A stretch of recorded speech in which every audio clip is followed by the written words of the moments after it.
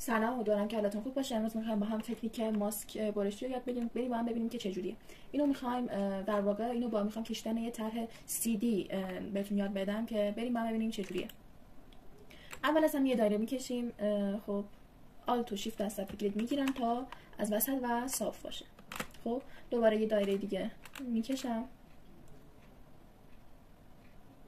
خب آلت و شیفت رو می‌گیرم و خوبه. خب این همون CDه که خودمون میدونیم دیگه. حالا برای اینکه مثلا من اندازه‌شون مطمئن باشم، وقتی که هر دو تا رو انتخاب کردم، سلکت کردم، توی این قسمت الاینش میکنم، یعنی تهم درازشون میکنم. ولی خب درست بود ذاتم، ولی خب برای اطمینان میتونید از اونم استفاده بکنید. الاینش میتونید بکنید.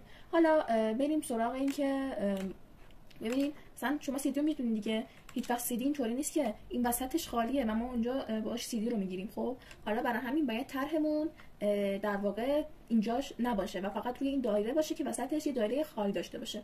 حالا ببینیم چجوری میتونیم اینو برداریم. انتخاب میکنیم یا از طریق ویندو و پس فایندر این کار انجام میدیم، یا هم شیفت کنترل F9 رو میگیریم. خب که میزنم و این گزینه داریم ما اینجا ماینس فرانت که اینو ما انتخاب میکنیم و میبینیم که اینی که کشیدیم در واقع ازش کم شد.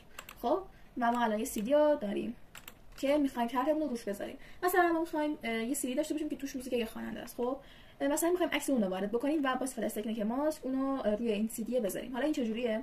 از قسمت فایل و پلیس عکسمون رو وارد میکنیم. خب همینجوری میکشیم، بعداً درستش میکنیم. حالا خب یه ذره میدیم بالا، میایم اینور، یکم میام اینور، بعد میایم به سمت پایین. خب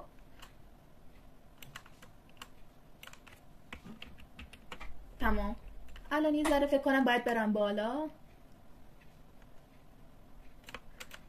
خب الان این عکس، فقط این عکس بالایی رو انتخاب میکنیم و از این گزینه send to back رو میزنیم. خب و الان رفت پشت. یه ذره من میدم اینو بالاتر. تمام. حالا ما این هر دو تا رو، یعنی اینو انتخاب میکنیم، من دایرمون رو هم عکسمون رو، و راست کلیک میکنیم و اینجا make clipping mask رو میزنیم و میبینیم که عکسمون در واقع میشه دور قالب همون دایره‌ای که کشیدیم. همه چیزو میتونیم مثلا اگه میخواین اینجوری بکنیم، میتونید یه شکلی بکشین یا مثلا یه عکسی رو بیاریم و یه عکس رو بیاریم روش و دوباره همین کارو روش انجام بدیم و در واقع از طریق قالب اون عکس بچسبه به اون. مثلا ببین کنارهاش دیگه نیست، ببین این عکسمونه، خب اینا دیگه نیستن. خب فقط اون دایره کشیدیم روی اون عکس مونده. اینم ویژگی میک کلیپینگ ماسکه. توی ویدیوهای بعدی هم سعی می‌کنم نمونه‌های دیگر هم با هم کار بکنیم که اینم یه نمونه ساده نشه که CD ها و طرح‌هاشو میشه باهاش کشید. امیدوارم که براتون مفید بوده باشه. خدا یار و نگهدارتون.